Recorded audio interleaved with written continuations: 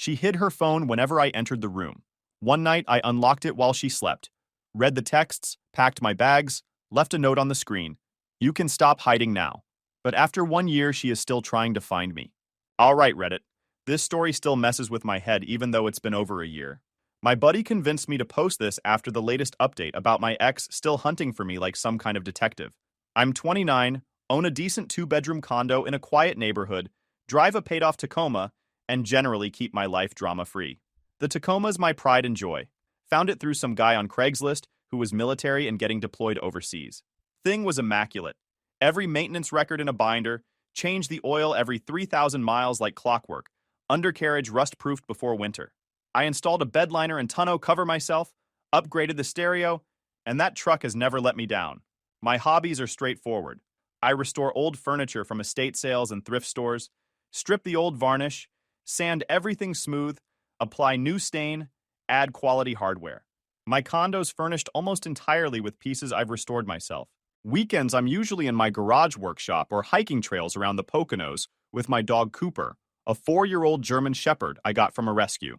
That dog's been through everything with me, including the whole disaster I'm about to tell you about. Met my ex-girlfriend Brittany in August 2022 at a friend's backyard barbecue. She worked as an event coordinator at some hotel, had this whole energetic personality that seemed fun at first. We hit it off immediately. She seemed impressed that I owned my place instead of renting, thought the furniture restoration thing was creative, and loved Cooper right away. Dating Brittany felt easy in the beginning.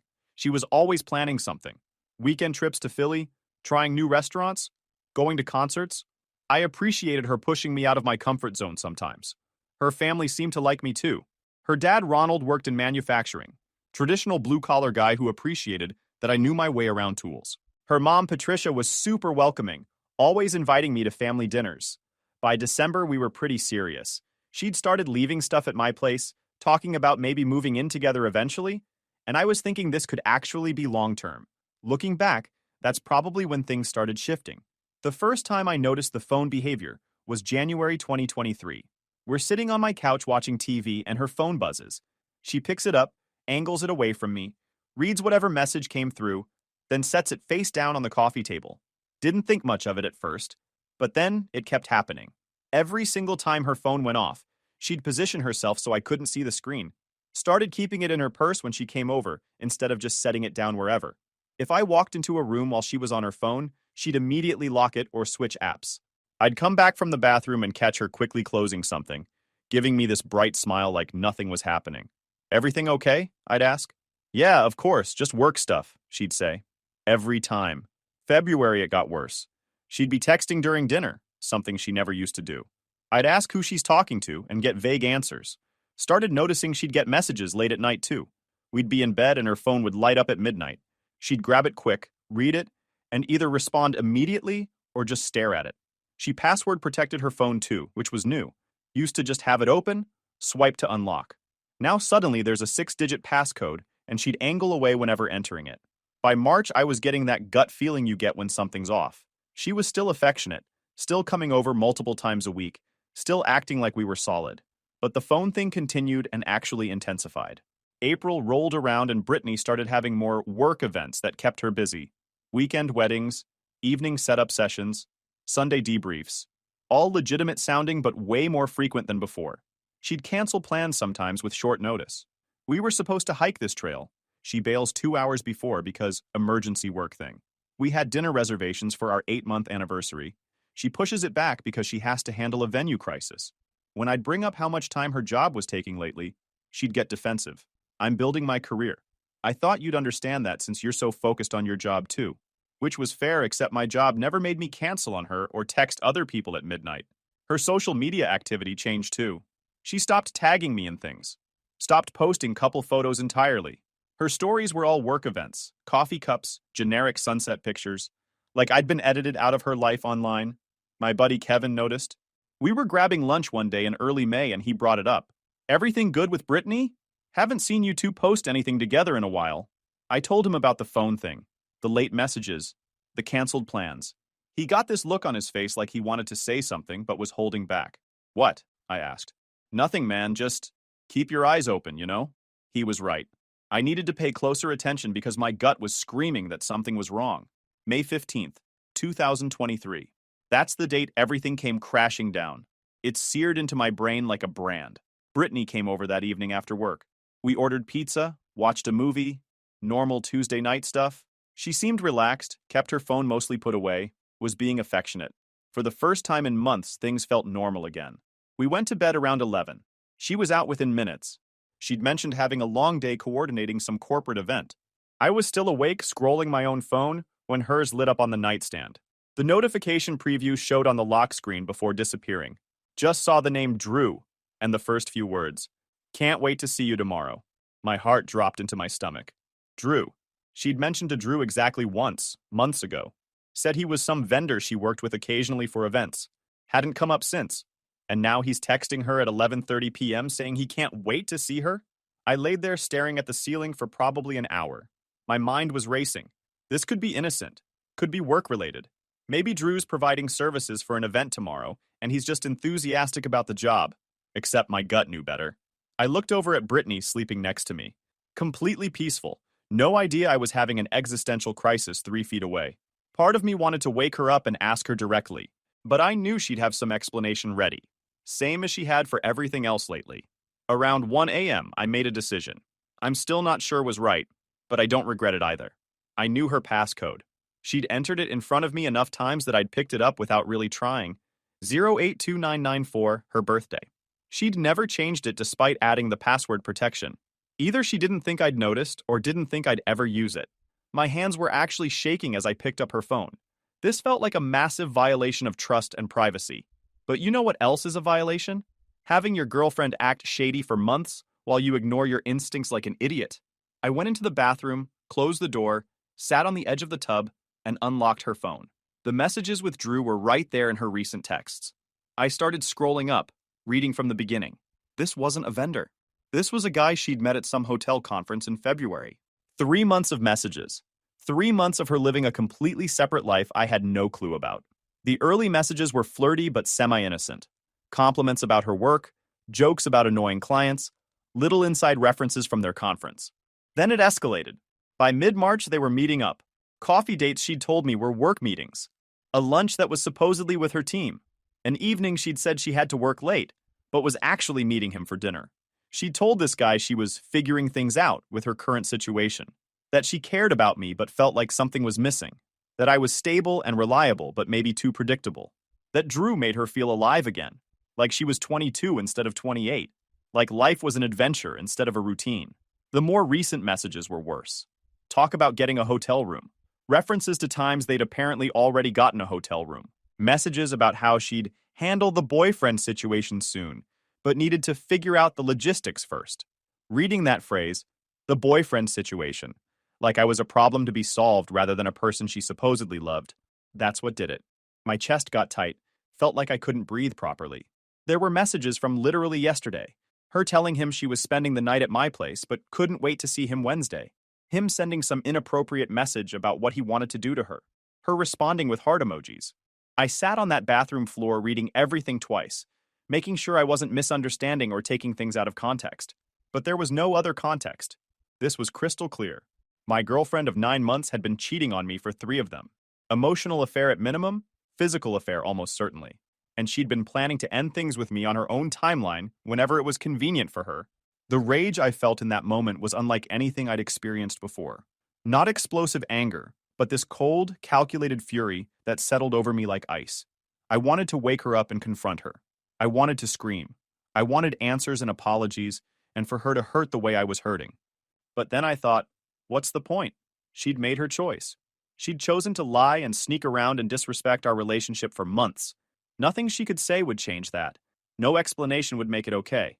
So I made a different choice. I grabbed a screenshot of the most damning conversation, the one where she specifically called me the boyfriend situation, and talked about ending things once she figured out the logistics. Just that one screenshot, sent it to my own phone, then deleted the evidence from her messages so she wouldn't know I'd sent myself anything. Put her phone back exactly where it had been on the nightstand.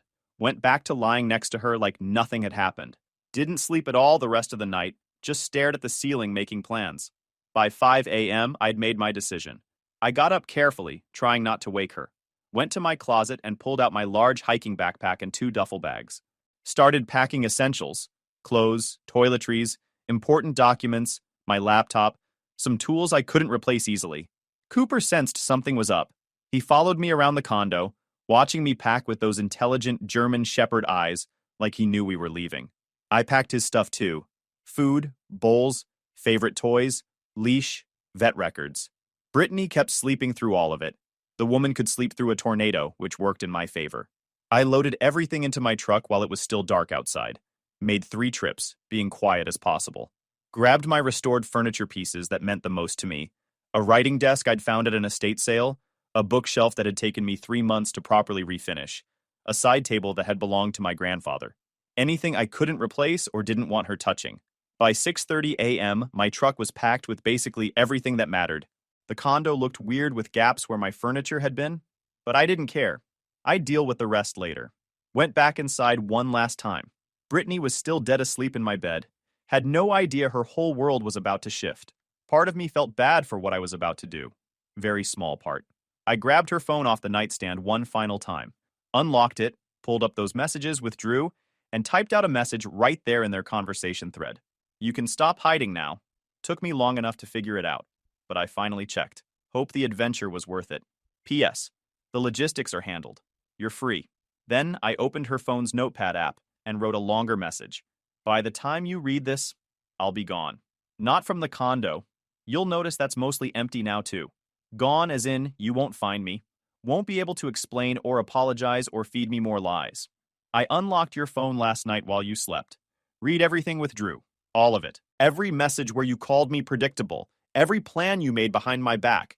Every time you chose him while pretending to choose me. I could have woken you up and had it out right then. Could have demanded answers. Could have listened to you try to explain away 3 months of cheating. But honestly, you don't deserve that much of my time. Instead, I packed up what's mine and I'm leaving. Cooper's coming with me since I got him before we met, and he's legally mine anyway. The condo's in my name, so don't get any ideas about staying here. You have until Friday to get your stuff out. After that, I'm changing the locks, and anything left behind goes to donation. I'll leave a box by the door for you.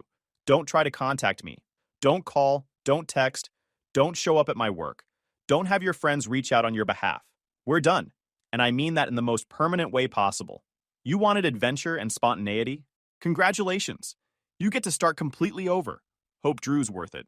P.S. You might want to tell your parents before they hear it from someone else. Doubt they'll appreciate finding out their daughter's a cheater through the grapevine. I left her phone open to that note, propped up against the lamp on my nightstand where she couldn't miss it. Took one last look around the condo I'd worked so hard to make into a home. Looked at her still sleeping peacefully in my bed. Completely unaware. Felt absolutely nothing except cold determination. Cooper and I walked out the door at 7 a.m. on May 16th, 2023. Got in my truck and drove away from that whole situation without looking back. Here's where things get interesting. And this is the part my buddy said I had to tell Reddit about. I didn't just leave town. I completely vanished from Brittany's life in a way that apparently drove her insane. See, I'd been planning a big life change anyway, even before all this went down. My company had been expanding operations and offered me a position at their distribution center in Montana. Better pay, better title, chance to actually use my degree. I'd been sitting on the offer for weeks, trying to decide if I wanted to uproot my whole life. Brittany's cheating made that decision real easy. I called my boss from a truck stop around 9 a.m. that morning, told him I was accepting the Montana position, and could I start in 2 weeks instead of the originally discussed 2 months? He was thrilled, said they'd been hoping I'd take it, started making arrangements immediately. Then I called my cousin Brian, who lives in Montana. Told him I needed a place to crash for a few weeks while I found my own apartment. He didn't ask too many questions, just said, "Guest room's yours whenever you need it." Spent those first few days staying at a budget hotel 2 states over, just me and Cooper. I blocked Brittany's number, blocked her on all social media, blocked her friends and family too. Complete communication blackout. She tried though. Man, did she try. My phone was going crazy with calls from numbers I didn't recognize. Her calling from different phones, probably borrowed from friends or coworkers. I blocked every single one. She made a new Instagram account to get around the block and sent me like 15 messages. I reported it and blocked that too. She showed up at my condo on Thursday, 2 days before the Friday deadline I'd given her. I know because I'd set up a basic security camera before I left. one of those cheap ones that connects to your phone. Watched her bang on the door, try her key that I'd already had the locks changed on remotely through my landlord, then finally sit on the steps crying for like an hour. She got her stuff out by Friday like I told her to. Watched on the camera as her dad and brother helped her load up a U-Haul with the belongings she'd accumulated at my place. Her dad looked pissed off, kept shaking his head. Good. He should be disappointed in her. Meanwhile, I was systematically erasing myself from every place she might look. Deleted my Facebook entirely. Didn't need it anyway. Made my Instagram completely private and changed the username. LinkedIn got set to private mode where only connections could see my profile. I'd told exactly 3 people where I was actually going. My parents and my brother. Made them swear not to tell anyone, especially not anyone connected to Brittany. They understood. My mom was livid when I told her what happened, wanted Brittany's address so she could have words with that girl. I talked her down, but it was close. The Montana job started on June 1st. I found a small house to rent on the outskirts of Missoula, perfect for me and Cooper. Quiet neighborhood, mountain views, completely different world from Pennsylvania. Exactly what I needed. The logistics job here was intense, but in a good way. Managing supply chain for the entire Northwest region, coordinating with trucking companies, optimizing delivery routes. My brain was so fried at the end of each day that I barely had energy to think about Brittany, which was perfect. Made friends with some of the guys at work pretty quick. There's something about Montana people. They're straightforward, don't ask invasive questions, judge you by your work ethic and not your past drama. I told them I'd gone through a bad breakup and moved for a fresh start. They got it and didn't pry. Weekends I'd take Cooper hiking trails around Glacier National Park. That dog was in heaven out here. So much space to run, wildlife to track, streams to splash in. Watching him have the time of his life made the whole move feel worth it, beyond just escaping Brittany. I got into fly fishing, something I'd never tried before. There's this meditative quality to standing in a river, just you and the water, and trying to outsmart fish. Met some good people through it too. Joined a local fishing group that does weekend trips. Started dating again around August. Nothing serious. Went on a few dates with a woman named Rachel who worked at REI, had some laughs, realized I wasn't quite ready for anything serious yet. We stayed friends though. She's actually the one who got me into rock climbing. My condo back in Pennsylvania, I ended up renting out through a property management company. Didn't want to sell it since the market was weird, and it was paid off anyway. Let some professionals handle it remotely, so I never had to go back there. Life was genuinely good, better than it had been in months, maybe even better than when Brittany and I were together. I'd forgotten what it felt like to not constantly question what my girlfriend was doing or who she was texting. The peace of mind was incredible. This is where it gets wild, and I only know about it because mutual friends kept me updated even though I'd told them not to. My buddy Kevin, the one who'd warned me to keep my eyes open, he felt guilty about not being more direct. Started sending me updates every few weeks about what Brittany was doing. Said I deserved to know what kind of crazy you dodged. Apparently, things with Drew fell apart almost immediately. Guy was married, which Brittany somehow didn't know or chose to ignore. His wife found out about the affair through Drew's phone, ironic, and blew up his whole life. Divorce, custody battle, the works. Drew wanted nothing to do with Brittany after that, completely ghosted her. So Brittany's left alone, having blown up her relationship with me for a guy who disappeared the second things got complicated. Classic. But that's not even the crazy part. She started trying to find me, like actively investigating my whereabouts like some kind of amateur detective. She called my work in Pennsylvania, pretended to be a client who needed to reach me urgently. They told her I'd transferred to another location, but wouldn't say where due to privacy policies. She apparently showed up in person and caused a scene trying to get someone to give her information. Security had to escort her out. She contacted my parents. My mom told her exactly where to go, in language that would make a sailor blush. My dad was more diplomatic but equally firm, told her to leave me alone and move on with her life. She tried my brother. He told her he had no idea where I was, which was technically true since I'd been vague about the exact location even to him for this exact reason. She didn't believe him, kept calling and texting until he finally blocked her too. Kevin said she'd been asking around at the places we used to hang out, the hardware store where I bought supplies for furniture restoration, the coffee shop near my condo we'd go to sometimes, even the vet where I'd taken Cooper. Nobody knew anything, or if they did, they weren't telling her. She hired some sketchy online service to try to find my new address. I know because I got a notification from one of those credit monitoring services that someone had run a search on me. The search came back empty since my Montana rental wasn't in my name. It's under an LLC I'd set up for the property rental business. August turned to September, and she was still searching. Made a post on Facebook asking if anyone knew how to reach me, said it was an emergency, and she desperately needed to talk. My brother screenshot it and sent it to me. The comments were brutal. Couple of people who knew what happened basically told her to leave me alone and take the L. October, she tried a new tactic. Started posting stuff on social media clearly meant for me to see if I was checking her profiles, which I wasn't, but mutual friends were reporting back. Posts about how she'd made the biggest mistake of her life and would do anything for a second chance to explain. One post in particular was something else. Sometimes you don't realize what you had until you lose it completely. I destroyed the best thing in my life, and I'll regret it forever. If you're reading this, please just talk to me. I can't move on without closure. Closure. That word made me laugh. She wanted closure when she'd been secretly cheating for months? When she'd called me the boyfriend situation? When she'd been planning to dump me on her own timeline after getting everything lined up with Drew first? She got her closure the morning she woke up to that note on her phone. That's all the closure she was getting from me. So now it's May 2024. 1 year since I left. I'm thriving out here in Montana. Got promoted at work to regional operations manager. Making significantly more than I was in Pennsylvania. Managing a team of 12 people. Actually feeling challenged and fulfilled career-wise. Bought a small cabin outside Missoula instead of renting. Nothing fancy, but it's mine. 3 bedrooms, sits on 5 acres, has a workshop where I've gotten back into furniture restoration. Cooper has an entire mountain to roam around. I'm seeing someone now. Her name's Caitlin. She's a wildlife biologist who studies bears in Glacier National Park. We met through the hiking group and just clicked. She thinks my furniture restoration hobby is cool, gets along great with Cooper, and most importantly, her phone is an open book.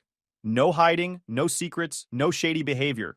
She'll literally hand me her phone to check something while she's driving, and it's such a relief to not have that spike of anxiety. Life is genuinely good. I wake up happy. I go to work satisfied. I come home to a peaceful cabin and a loyal dog, and sometimes Caitlin's there cooking dinner because she finished her research early. It's the life I thought I might have with Brittany, except real, honest, and actually built on trust. And then, Kevin sends me the update that prompted this whole Reddit post. Last week, Kevin messages me, "Dude, you're not going to believe this." Sends me a screenshot of a post Brittany made in some Pennsylvania hiking group on Facebook. She joined it recently, was asking if anyone had seen me on the trails because she knew I liked hiking, and she really needed to reach me about something important.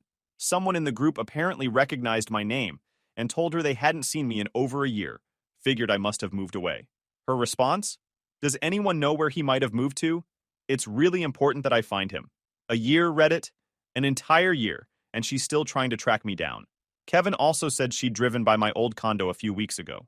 The new tenants called the property management company because some woman had been sitting in a car outside taking pictures of the place. Property manager reviewed the security footage and confirmed it was her. She's apparently been on multiple dating apps, which fine, that's her business. But Kevin showed me her profile on one of them because a mutual friend matched with her just to see what she'd say. Her bio included something like, looking for someone who values honesty and communication, which is rich coming from her. The mutual friend asked her casually if she was seeing anyone, and she went on this whole tangent about her ex-boyfriend who left without giving her a chance to explain, and how she just wants the opportunity to apologize and get closure. Still playing the victim even now. My parents updated their social media privacy settings because she'd been viewing my mom's Facebook profile repeatedly, like several times a week for months. My mom noticed the pattern and blocked her completely. She even tried reaching out to my college roommate, who I haven't talked to in years, found him somehow through mutual connections, and sent this long message about how we'd broken up, and she made mistakes, and did he know how to reach me? My old roommate screenshot it and sent it to my brother like, "What's this about?" Things got weirder as the months went on. Kevin kept me updated on the increasingly desperate attempts. In June, she started calling my workplace in Pennsylvania again, this time claiming to be from my bank, with urgent information about fraud on my account. The receptionist wasn't buying it and told her to stop calling, or they'd file a harassment report. July, she showed up at my parents' house. My dad answered the door, told her I didn't live there and didn't want contact with her, and shut the door in her face. She sat in her car outside for 2 hours until my dad called the police for loitering. Cops told her to leave and not come back. August, she tried getting information through my old college. Called the alumni office saying she was planning a surprise reunion and needed my current address. They told her they don't give out that information and hung up. She called back 3 more times with different stories before they blocked the number. September was when things got really weird. She found my furniture restoration Instagram account that I'd barely used and hadn't updated since before we met. Started commenting on old posts asking me to message her. I deleted the whole account rather than deal with it. October, she hired some online service to try tracking my phone number. I got a notification about suspicious activity and changed my number entirely. Only gave the new one to family and close friends with strict instructions not to share it. November. My brother told me she'd contacted his wife on Facebook, trying to get information through her. My sister-in-law screenshot the messages and sent them to me. Long paragraphs about how she just needed closure and couldn't move on without talking to me one more time. My sister-in-law blocked her immediately. December, she tried sending a letter to my old condo. The property management company forwarded it to their office instead of to me, then called to ask if they should open it or just trash it. I told them to trash it unopened. They said she'd sent 3 more letters over the following weeks. All went straight to the garbage. January 2024. She somehow got my new phone number. No idea how. But I started getting calls from a Pennsylvania area code I didn't recognize. Let it go to voicemail. She left this rambling 5-minute message about needing to apologize and wanting closure. Blocked the number. Changed mine again. February. My mom's neighbor called her saying some woman had been asking around the neighborhood about me. Wanted to know if I still lived with my parents, where I work now, if anyone had my contact information. My mom's neighbor told her to get lost. My mom filed a police report for harassment just to have it on record. March, she found an old fishing buddy of mine on Facebook and messaged him. He screenshot it and sent it to me. Another long message about mistakes and regrets and needing to talk. My buddy responded, he moved to Alaska to work on fishing boats, no phone service, can't help you, just to mess with her. She apparently believed it and started researching Alaskan fishing companies. April, she created a fake LinkedIn profile with some stock photo and sent me a connection request. I could tell it was her from the writing style in the message. Declined it, reported the profile as fake, and made my LinkedIn completely invisible. 3 weeks ago, Kevin told me she'd been asking mutual friends if they knew anything about my social media accounts or if I'd mentioned where I was living. Nobody told her anything. Most people who knew what happened thought she was unhinged at this point. Last week was the wildest one yet. My property manager in Pennsylvania called me. Said a woman matching Brittany's description had shown up at the rental office claiming to be my sister and saying there was a family emergency. Wanted access to my forwarding address on file. The property manager obviously didn't buy it since she'd been the one who dealt with Brittany's harassment a year ago. Told the woman they don't have any forwarding address on file, which is true since I'd specifically requested they don't keep one. The woman got angry, started demanding to see records, and security had to escort her out. Property manager asked if I wanted to file a restraining order. I told her to document everything, but I'd handle it if it escalated further. Then yesterday, literally yesterday, my cousin Brian in Montana called me. Hey man, weird question. Did your ex somehow figure out I exist? Apparently someone had called his workplace asking for him, said she was trying to reach me for an emergency and heard we were related. Brian's coworker told her he couldn't give out personal information and hung up. But the fact that she'd tracked down my cousin who lives halfway across the country was a new level of obsessive. I asked Brian how she could have possibly connected him to me. We're not friends on social media. He's not in any family photos online. We barely interact publicly at all. No idea, man, but this is getting creepy. You want me to do anything? Told him just to ignore any future contact and let me know if it continues. So that's where things stand. Living in Montana, got the promotion, the cabin, the dog, and a girlfriend who doesn't hide her phone when I walk into a room. Meanwhile, Brittany's apparently hiring skip tracers or whatever to track down relatives she's never met, showing up at rental offices pretending to be family, and calling random workplaces across state lines. Kevin sent me one more update this morning that made me finally decide to post this whole thing. Brittany posted in that Pennsylvania hiking Facebook group again, not asking about me this time.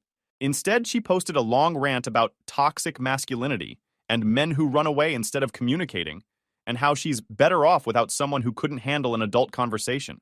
The comments tore her apart. Couple people who knew what actually happened called her out directly. One person wrote, "You cheated on him for months, and you're mad he didn't want to communicate? Girl, get help." She deleted the post within an hour, but not before Kevin screenshot it and sent it to me with 3 crying laughing emojis. I showed Caitlin. She just shook her head. A year later, and she's posting angry rants online instead of moving on. That's sad. It is sad, but it's not my problem.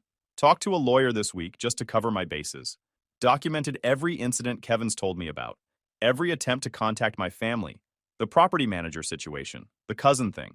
Built a timeline of harassment spanning a full year. Lawyer said if it continues or escalates, I've got more than enough for a restraining order, but recommended waiting to see if she finally gives up on her own. Filing legal paperwork would tell her what state I'm in, which defeats the whole purpose of staying hidden. So for now, I'm keeping records, staying alert, and living my life. Put a security system on the cabin just in case. Got cameras covering all entry points and the driveway. Cooper's protective enough that anyone approaching the house would set him off anyway, but better safe than sorry. Told my boss at work about the situation in vague terms. Crazy ex who won't let go? Might try calling the office. He appreciated the heads up and told reception not to give out any information about me to anyone. My parents are being careful too. They don't post anything on social media anymore that might indicate where I am. No photos with location tags, no mentioning Montana, nothing. My mom wanted to post pictures from when she visited last month but held off. Brian's on alert in case she tries contacting him again. He works at a construction supply company and warned his coworkers that someone might call asking about him or me. Basically, I've built a wall around my new life, and I'm keeping it that way. Posted an earlier version of this story in a smaller subreddit a few days ago just to get it off my chest. Got hundreds of comments and messages. Half the people were calling me a legend for the disappearing act. The other half thought I should have confronted her and given her a chance to explain. Some people said I was too harsh. Others said I went too easy on her. Someone suggested I send her a cease and desist letter just to make it official. Lawyer agreed that might be a good next step if the cousin incident leads anywhere. Got messages from other people who'd been through similar situations. Lots of, I wish I'd done what you did, and I stayed and tried to work it out and regret it. Few people saying they confronted their cheating partner and it gave them closure they needed. Everyone's situation is different. I did what worked for me. One message that stood out was from some guy who said his ex tracked him down 3 years after he left. Showed up at his new apartment in another state. He had to get a restraining order, and she violated it twice before finally backing off. Said it took 5 years total before she stopped trying. That message made me realize this might not be over for a while. Some people just can't let go. Final update. This happened literally this morning, and it's why I'm adding this last section before posting. Kevin called me at 7 a.m. Never calls that early unless something's up. Dude, Brittany just posted asking if anyone has contacts at shipping companies in the Northwest region. She's trying to figure out where you work. I laughed. The Northwest region covers like 8 states and hundreds of companies. Good luck with that search. But then Kevin sent me the actual post. She'd written out this whole thing about how she's trying to send important documents to someone who used to work in Pennsylvania logistics and transferred somewhere in the Northwest. Said she'd pay anyone who can help track down the right company. The comments were mostly people telling her to use LinkedIn or to stop stalking her ex. One person wrote, "This is weird behavior, maybe just move on?" She responded to that one with, "You don't understand the situation, I just need closure." That word again, closure. Called my lawyer and sent him the screenshots. He said this is bordering on hiring someone to find me, which could qualify as stalking. Told me to sit tight and see if she actually follows through with paying anyone. So now I'm waiting to see if she's desperate enough to start offering money to strangers on the internet to help her track me down. Caitlin thinks I should just get the restraining order now and be done with it. Maybe she's right, but part of me wants to see how far this actually goes. Told my boss about the Northwest Shipping Company thing. He called our HR department and legal team. They're putting a note in my file that if anyone calls asking about me specifically, they're to be told no employee information is given out, and the call should be reported to security. My parents think this is escalating into dangerous territory. My dad wants to drive to Pennsylvania and have a conversation with Brittany's parents. Talked him down from that idea. Brian suggested I just create a burner social media account and message her stop looking for me, just to end it. Lawyer said absolutely do not do that, because any contact could be interpreted as opening a dialogue. So here I am, year and a half after I left, she's posting in Facebook groups trying to crowdsource my location.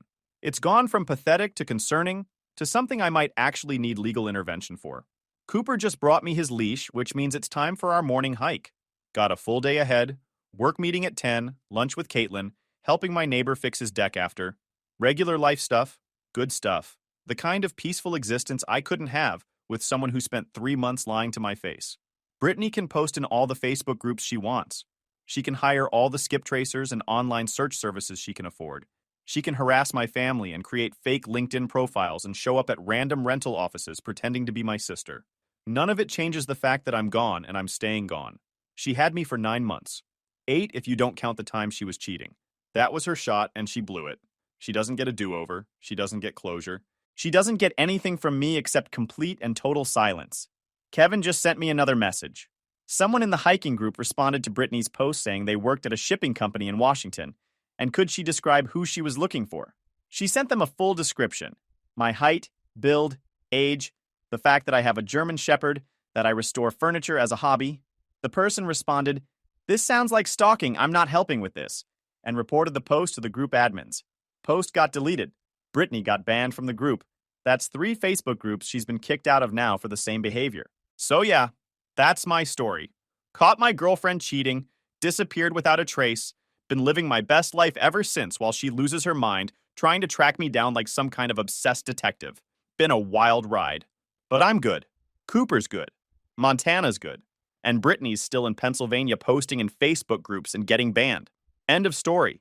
Guys, we are so close to hit 100,000 subscribers on this channel. If you are not subscribed to the channel, please consider subscribing. It really helps hit that 100,000 mark. Thanks for making this dream come true.